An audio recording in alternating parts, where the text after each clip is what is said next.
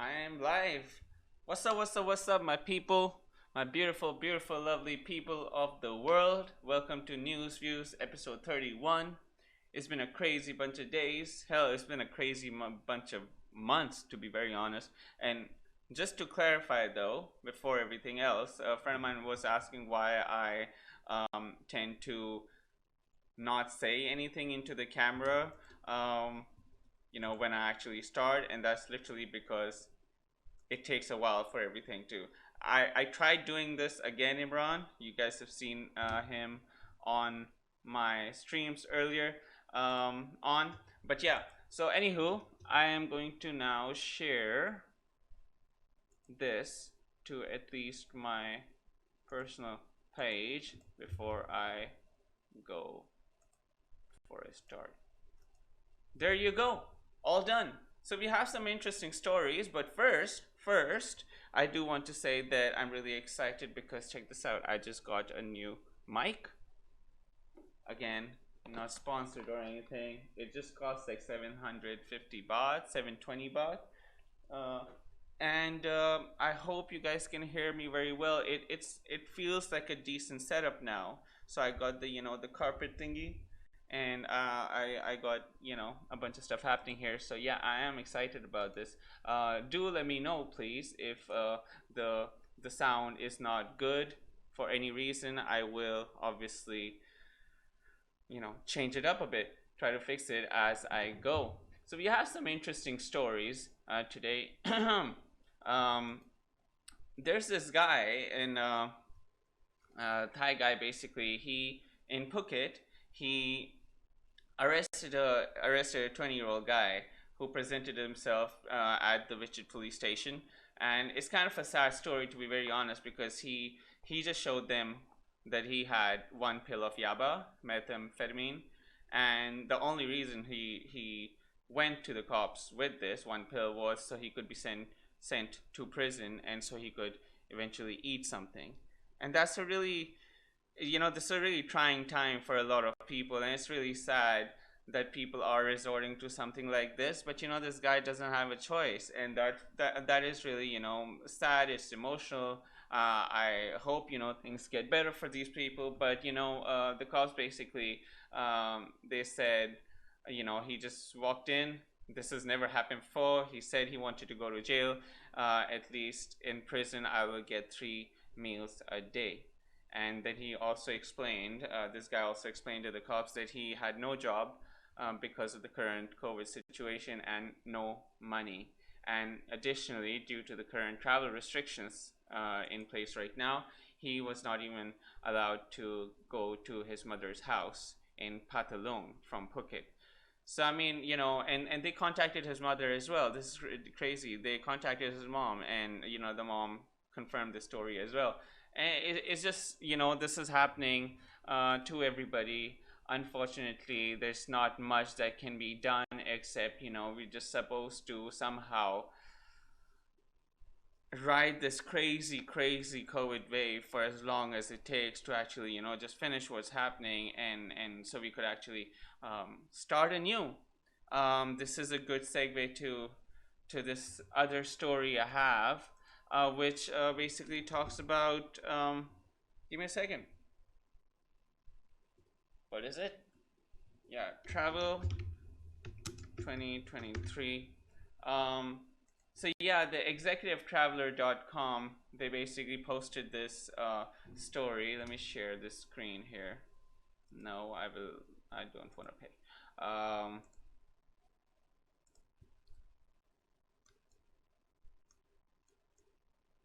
There you go. So basically, there's a story about traveling, leisure travel, basically, and they're saying that traffic of this basic normal travel, that will not happen again till all the way till 2023. They're saying with airlines around the world reeling from the impact of the coronavirus outbreak and the very real risk that some will be unable to survive the effects of this pandemic slowdown and pretty much shut down, apart from some chartered flights by embassies and stuff. They're saying that attention remains focused on when the industry will recover and how long that recovery will take. Um, there, this is obvious that there's no model for this, no modern times equivalent to draw upon. But like they're just trying to figure out, and they're saying that maybe it will take at least for 2 full years to get this thing done. That also makes us think that will the vaccine be prepped in time? Will they invent it? Basically, everything is happening so crazily all over the world that people are just trying to catch up and stuff like that.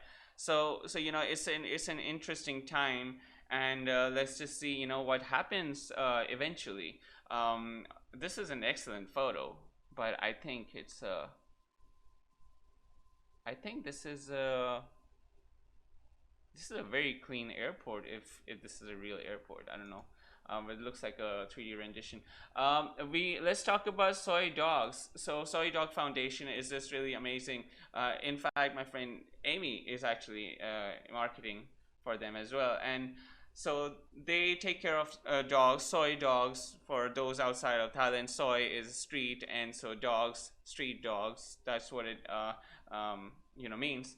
They basically distributed over 11 tons of food to stray animal feeders across Phuket, which is fantastic. 11 tons of dog and cat food, to all animals outside, because people are not really going out much, and they have their own thing to worry about. So people are not really feeding others, to be honest. And I have a cat, but it's not like my pet cat. It's a soy cat, but I think he was fed by the owner, by the renters, tenants before me, and that's the reason he just comes straight, and he likes wet food. He hardly eats ever dry food. But it's difficult for people. Clearly, if a person is giving himself up to the cops in Phuket because he can't really afford food, um, you can imagine, like, they can't afford their own food. Why? How else would they be able to, um, you know, feed the others, feed cats, basically? So that's really crazy. Let's go down to this COVID-19 cases. So we have like two COVID-19 cases in Phuket now. Total hits 172, and interestingly, the total number is 172, right? So this is the highest number um, in Thailand, which is pretty crazy. And the most recent cases is a Thai woman who's a maid, and she stayed at a house at Surin Beach, Changtale. And the second one is also a Thai woman who's a food vendor living in Patong. And Patong has basically been the hub of, sorry people in Patong, but it's been the hub of the COVID cases in Phuket, which obviously there is so much happening in Patong in general. It took a while for them to basically shut everything down. It took a while for every thing to be sorted out over there. So good luck, people in Patong. We have talked about other things in Patong happening, that they were disinfecting every single thing. They were using this robot as well, if you remember. They're still doing it. And a friend of mine, he's actually working as a volunteer for the ambulance service in Patong Hospital, and I might be able to have get him for an interview in through the phone tomorrow, maybe, if he's free. Obviously, he's really busy with this. He's checking fever using the fever gun and everything. So a lot's happening basically around the island. Needless to say, I guess. There was some confusion about the lockdown, and there is still eventually, if you look at like different forums on the internet, like on Facebook, the Phuket expat forums as well. It's really confusing because they announce a lockdown, but eventually they're like, you can now move in your districts only, and now that's basically happening. So in addition to this, there are also government officials who are coming, who are visiting people door to door to check their fever, and that's in retrospect, I mean, it looks like off the top of your head. If you just look at it, you go like, that's a good thing that they're doing. The only problem that other people have mentioned is the fact that what if these officials actually get the COVID as well, if they're infected as well? And I know somebody who actually got checked for fever, and they're like, they were really polite. They stayed outside of the house. They didn't come in. They just asked a couple of questions, and then they left, after checking, and they were happy with it. He was happy with it as well. So I mean, it's not like they're mean or rude, or they just want to gate crash into your house and go like, what's up? But they want to do things for two different reasons. One, to obviously check the fevers. Second, to make sure that everybody's staying in their houses. If they are not during whatever time that they come in, they might have an issue. And people who are actually going to have higher fevers, they will be told to isolate themselves. Now, I'm not sure personally if the isolation is going to be done in their own homes, which I'm guessing they're already doing, or they will be taken away. I need to confirm this and get back to you guys, but that's interesting. I was reading this Phuket forum, Phuket expats group forum, and there are people who have some serious concerns with this fever, people checking for fever door to door. They're like, what if they are going from different districts, and they're going back and forth? What if they get infected, and what if the person they're checking gets infected as well? So yeah, there's all this scares, there's confusion, there's let's see what happens, I guess. I hope it works out, but that's what's happening right now. um, New Zealand has apparently surprised the world to the point that let's read the story together.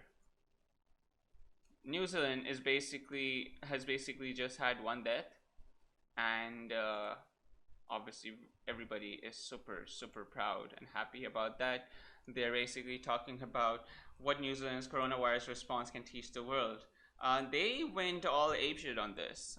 They made sure that they're going to close down every single thing, stay at home, do not go out. There was a mass home lockdown situation for quite a long time in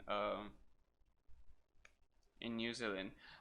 Interestingly, it says they basically went up elimination strategy in mid-March. Until then, they were basically doing what Australia was doing. They were managing things. They were trying to figure out. They had border restrictions. Keep everybody out. The controls, they kept on increasing after March 15th, which required people to be on 14-day self-isolations if they actually arrive to the country. So all this has been happening, but then it says on 23rd March, New Zealand basically decided that they had basically reported 102 cases and 0 deaths, which is amazing. And Australia had reported 1,396 cases and 10 deaths. On that particular day, 23rd March, Prime Minister, freaking amazing New Zealand Prime Minister Jacinda, basically she announced that they were basically going to make sure that there will be more social distancing, physical distancing, and travel restrictions, and they ended up in a complete national lockdown on the 26th of March. So that's like 3 days they basically did, and amazingly, everybody listened. There are still countries in the world right now where people are being told to stay in, and they're just not listening. Even in Phuket, there have been people who are breaking curfew. And I think that's really really dangerous for the rest of the country and the entire subcontinent. And I hope people take this thing seriously, because if New Zealand can do it, if New Zealand can make sure that every single thing gets taken care of. Nobody is getting infected anymore, and they just want to make sure that everything is going to be clean eventually. That is definitely something that other countries should look at if they actually want to make sure this thing doesn't go crazy in their countries anymore. Um, there's just yeah, there's two more stories. One is interesting, confusing. The other is just interestingly annoying. And that's my opinion, by the way. Um, so like school term breaks basically they have been cancelled in Thailand, which means that the break that's going to supposed to come up in October and going to come up in next April, they are going to be cancelled. Which the reasoning behind this is they're saying that students have lost a lot of work and they need to study as much as possible to make up for the lost time and work and education in general.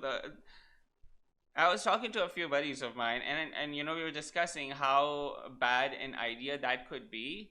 But we just don't know if it's going to happen or not, right? They're saying it's canceled right now, but what if they, backtrack on it? The reason being that, it seems like, this might be vacation for some. This whole entire lockdown, it might be vacation for some people. I don't know how that could be, but they're basically talking about how they've gotten these holidays, so now they don't need any more holidays. But hey, here's the problem with this whole situation. The problem is that nobody is enjoying themselves sitting on their butts at home. They're not getting a break. Every single person is worried shitless about how they might end up dying due to this virus and this entire situation. And, assuming that these are holidays, I say that, enough, it just doesn't make sense to me. These holidays are not holidays. These are basically lockdowns that people are not able to do so many things. I stopped running outside. I used to run every single day in the morning. I started running outside because I just feel a little queasy about this whole situation. Like, I don't want to step out of the house. I go to 7-Eleven maybe like once a week. That's like very little activity for me. I'm not enjoying working from home, but give me a second. Yeah, I need to. Oh, great. Hello. Yeah, so I think the sound was a bit low. That explains the fact that I didn't have many viewers. God damn it. But, anywho. So yeah, it would be interesting that people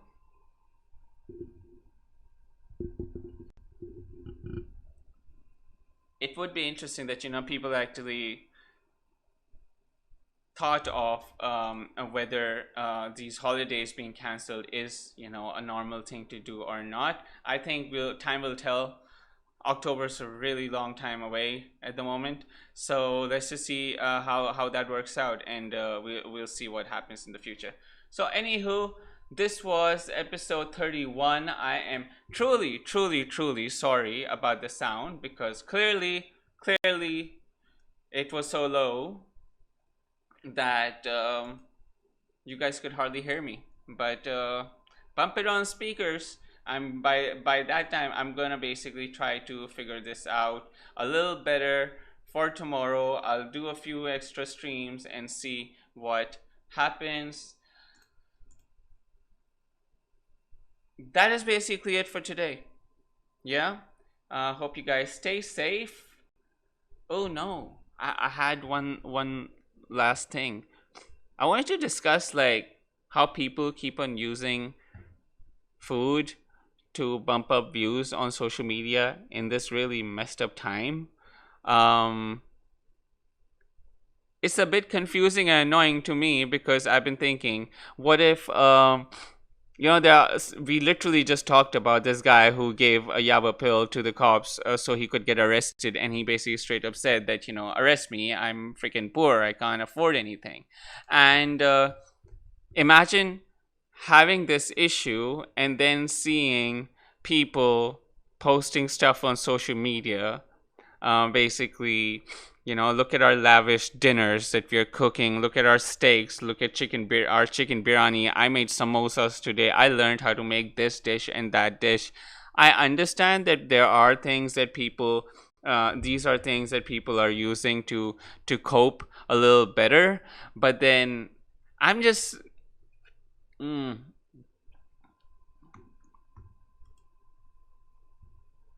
you get my point though, don't you? I mean, there are people who don't have food to eat, and yet here we are, clicking away, showing the world all that we can eat when everybody else is dying of hunger. I understand that people die of hunger every single day. It's not just a corona thing. It's not been that at all, and that's not what I'm suggesting either. I'm so close to the mic now because I'm just worried if, like, is it working? Hello? But that's about it, dude. Stop putting stuff on social media. People don't want to see that. People want to see something else that can help them, maybe. So teach them how to cook cheaper meals. Stop showing off these lavish meals that you guys are eating on a daily basis, maybe 10 times a day by now. And hopefully, we can all be a bit happier, a bit chiller, a bit nicer, and a bit safer. Take care of yourself, Phuket. Take care of yourself, world. I will see you tomorrow, and I will make sure that this mic is working a little better than it worked for me today. But I'm honestly loving this setup, though. Take care, people. Stay safe. I shall see you tomorrow.